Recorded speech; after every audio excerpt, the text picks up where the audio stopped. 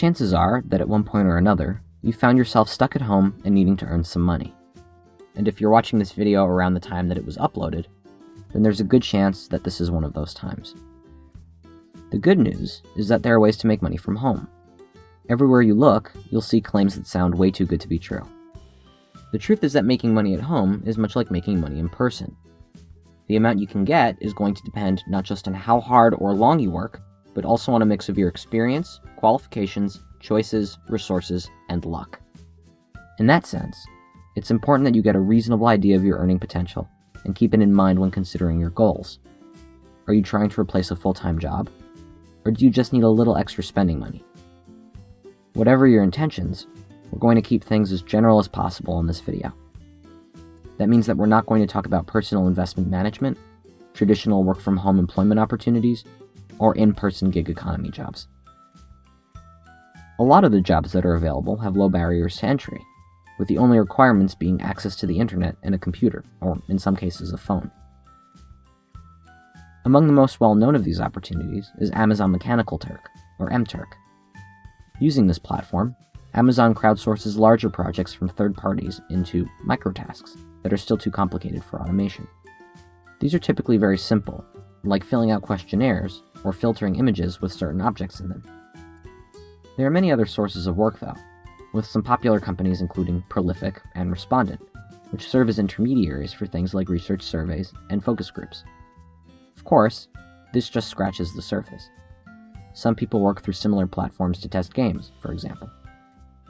Now, it can take some time to sign up and qualify for steady work with MTurk, and after you do, pay can be low, often less than minimum wage depending on where you're from. Meanwhile, Prolific and Respondent can offer as high as $100 to $200 an hour for time spent on a task, but might only approve you for work that you apply for about 5 to 10% of the time.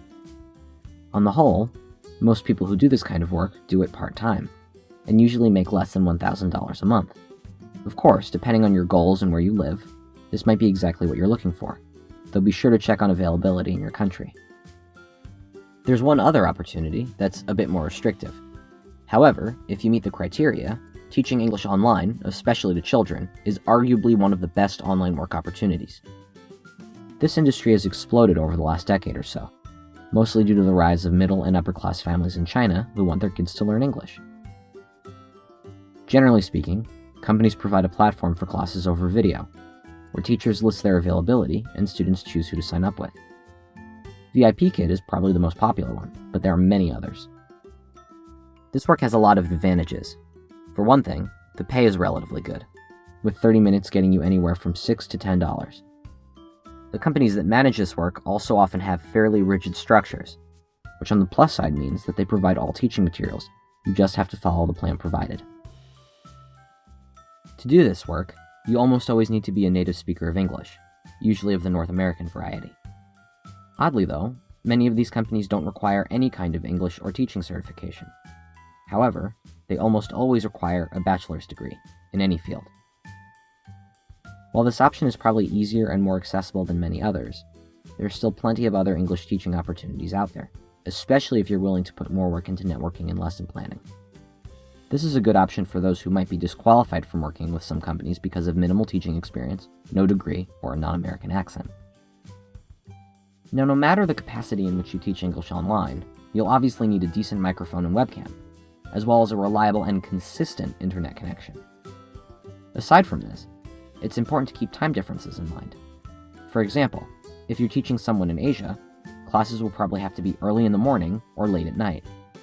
If working at night works for you though, this could instead be a great opportunity given that these work hours are less desirable to others.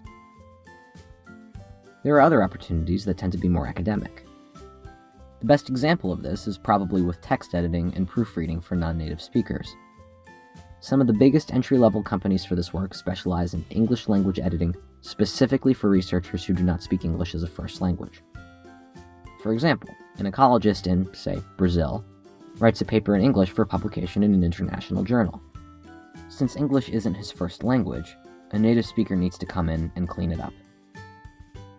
A lot of these companies advertise $15 to $40 an hour for this kind of work, though you shouldn't expect to actually fall within that range. Editing work usually pays by the word, not by the hour. With entry-level rates for non-professionals no better than 2 cents on the word, that means that you need to edit between 750 and 2,000 words in an hour. Just for context, the script for this video is about 1,700 words. This is overly optimistic. The academics who submit jobs to companies like this tend to have a poor command of English, which means that work takes way longer than you might expect. However, there's another important issue, and this is where that mix of experience and qualifications comes in. If you end up working on that paper from our Brazilian friend, but you aren't already familiar with ecology, how Brazilian academic funding works, or how to format references in an academic journal, you're going to need to spend a lot of time studying. It's very possible to make a career out of this kind of work, although it may require the right training and expensive equipment. This applies to everything to a certain degree, including the opportunities that we've already discussed. The good news is that for many kinds of jobs, for example, video editing, graphic design, and Photoshop work, there are thousands of free tutorials online. You'll need to commit time to honing your skills, but you'll make more money over time the more professional you become. In that sense, though, it might be better to commit to one specific thing. Anything else that you do comes with the opportunity cost of not specializing in just one field. The good news, though, is that there are plenty of gig economy platforms where you can advertise your services. Fiverr in particular comes to mind. Depending on the field, though, you might top out pretty low without a pertinent degree and experience. Not only are you competing against many other people generally, including from lower-income countries, but you might also be locked out of higher-paying work by professionals with degrees who have invested significant money and time in their careers. And this applies to nearly everything to some degree. For example, it's possible to make decent money on YouTube. I mean, this is one of the many reasons that we're working on this channel. However, we already have years of experience making videos with other channels, so we have a much better chance of making some money from this one. And by the way, for much of that time, we hardly made any money on YouTube at all. There is one last kind of opportunity if you're comfortable with building up your own brand, or if you already have some kind of following on social media. This includes affiliate marketing, where you receive a commission for referrals to other websites or products. If you're looking for an example of this, just refer to the description for this video, where we've included a referral to an ebook on affiliate marketing. Dropshipping is also an option, where you work as a retailer without any stock. Your store serves as a go-between for clients and third-party suppliers. Of course, the most direct way to earn through social media is working as an influencer, where you can get paid for product endorsement. It's possible to make money doing this with just a few thousand followers. That being said, there are plenty of other ways to develop your own brand and make money off of it. Blogging is a pretty good example.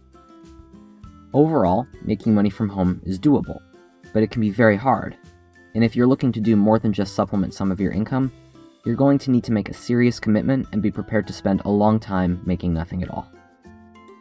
You also need to consider the broader economic environment.